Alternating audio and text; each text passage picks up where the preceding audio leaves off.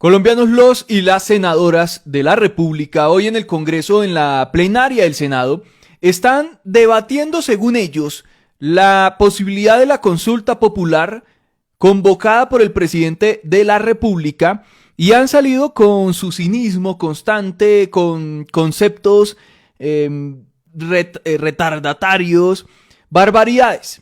Y entre esos apareció J.P. Hernández, con su discurso típico, vacío, barato, que evidencia la ignorancia de este señor, lamentablemente senador, y quiere ser disque presidente de la República, y salió a gritar, evidenciando el odio que tiene sobre el presidente de la República y el odio que le tiene al país, a los colombianos, a los trabajadores, por ese odio que tiene precisamente sobre Gustavo Petro.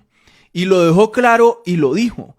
Y este señor, que se vendió como un supuesto alternativo y demás, utilizó argumentos de alabanza hacia proyectos de ley que sacó Álvaro Uribe Vélez en medio de su politiquería.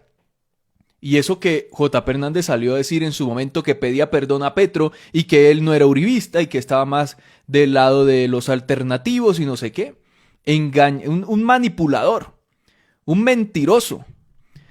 Un personaje que busca es echar cuento para manipular incautos. Pues eso quedó en evidencia en su discurso y no supo ni siquiera cómo argumentar y justificar su oposición a la democracia, a la participación ciudadana a través de la consulta. Vamos a ver qué fue lo que dijo este sinvergüenza. Gracias, presidente. Por supuesto que en este Senado estamos a favor de mejorar los derechos de los trabajadores, pero por nada en el mundo vamos a ser cómplices de un gobierno que quiere hacer politiquería con las necesidades de los colombianos. Empieza su discurso diciendo esto. Supuestamente está del lado de los trabajadores. Cuento chimbo, porque fue uno de los que apoyó el hundimiento de la reforma laboral. Hundir esa reforma laboral no es estar del lado de los trabajadores, pero confiesa algo.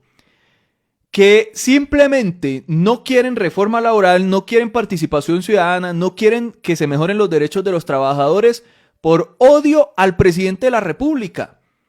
Miren, cuando uno está hablando de una supuesta democracia, no importa si el presidente es Uribe, Duque, Pastrana o el que ustedes quieran, Petro. Lo importante es los derechos de los colombianos. Si en un gobierno de esta gente pasan un proyecto de ley que mejora la calidad de vida de la gente o mejora los derechos de los colombianos, pues si yo estuviera en el Congreso apoyaría eso, porque busca la mejoría de esos derechos. Las decisiones de esta supuesta democracia representativa que son los congresistas no deben basarse en su odio a un presidente o a un político. Sus decisiones deben basarse en la representación del pueblo colombiano y en sus derechos.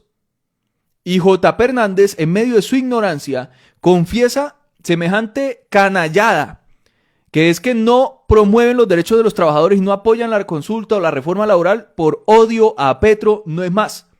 Y ese odio a Petro se traduce en odio a los trabajadores, porque si primero fuera el pueblo, si primero fueran los trabajadores, no les importaría si Petro era el presidente. Lo importante son los derechos de la gente. Para que se vayan dando cuenta del tipo de congresistas que hay. Yo no sé por qué le siguen llamando consulta popular a lo que aquí el ministro Armando Benedetti bautizó públicamente como una mini reelección de Gustavo Petro. Muy bien, me gusta que le duela eso, una mini reelección del presidente, porque es el inicio de ese proceso electoral para el 2026, cuando vamos a sacar a todos estos congresistas y cuando vamos a volver a escoger un gobierno progresista. Este es el inicio, con la garantía de los derechos de los trabajadores. Por eso salir a apoyar esta consulta es apoyar el hundimiento de estos congresistas y la continuidad del progresismo. Y me gusta que les duela, le ardió a JP. A lo que los congresistas del Pacto Histórico han llamado como una campaña anticipada. Todo el mundo lo ha llamado una campaña anticipada, porque es arrancar las campañas. O sea, eso es una realidad, eso es inocultable. Una consulta politiquera que el mismo registrador ha advertido que va a costar más de 700.000 millones de pesos. Yo quiero que el país sepa que al presupuesto general de la nación del 2025 le hicieron recortes. Efectivamente se le hicieron recortes porque hundieron la mitad de la reforma tributaria del 2022 y hundieron la ley de financiamiento. ¿Qué tocaba hacer? Hacer recortes. Y recortes para cumplir con la regla fiscal. Porque si no, estos mismos congresistas iban a llegar a decir: Petro rompió la regla fiscal que vienen rompiendo desde hace muchísimos años. O sea, no es el gobierno de Petro exclusivamente. No la han cumplido, ni Duque cumplió la regla fiscal. Pero hubiesen dicho: ay, miren lo que dice el Fondo Monetario Internacional, miren lo que dice el Banco de la República, miren esto, ese Petro es un desastre. Hay que eliminar el derroche, hay que acabar con la burocracia, dicen. Entonces Petro dice: bueno, tomemos la decisión, recortamos del presupuesto, aplazamos gasto. De hecho, el Estado ya no está contratando como el año pasado. Se ha reducido esa contratación porque les tocó recortar, porque le hundieron reforma tributaria y ley de financiamiento. Tumbaron eso, casi 20 billones de pesos que le quitaron al gobierno. Y este señor se queja de eso. Era uno de los primeros en criticar lo del déficit fiscal, en criticar lo de la regla fiscal, en criticar que el gobierno gastaba mucho. Y el gobierno recorta y también jode. O sea, yo no sé si los seguidores de J.P. Hernández llegan a comprender estos temas económicos, pero este señor está haciendo este escándalo ahí, o hizo el show en el Senado para hacer su videíto dramático para redes sociales que millones de personas lamentablemente van a ver. Ni siquiera muchos de los que lo ven no entienden lo que está hablando, ni la realidad detrás de eso, pero lo comparten, porque es el show, es el escándalo. A Mindefensa le quitaron 700 mil millones de pesos y hoy tenemos a policías, militares que no tienen elementos de seguridad, de comunicación, que les falta lo más básico, como son los víveres. ¿Por qué? ¡Wow! Y entonces, ¿por qué no apoyaron las normas para lograr recolectar esos recursos en el Congreso necesarios?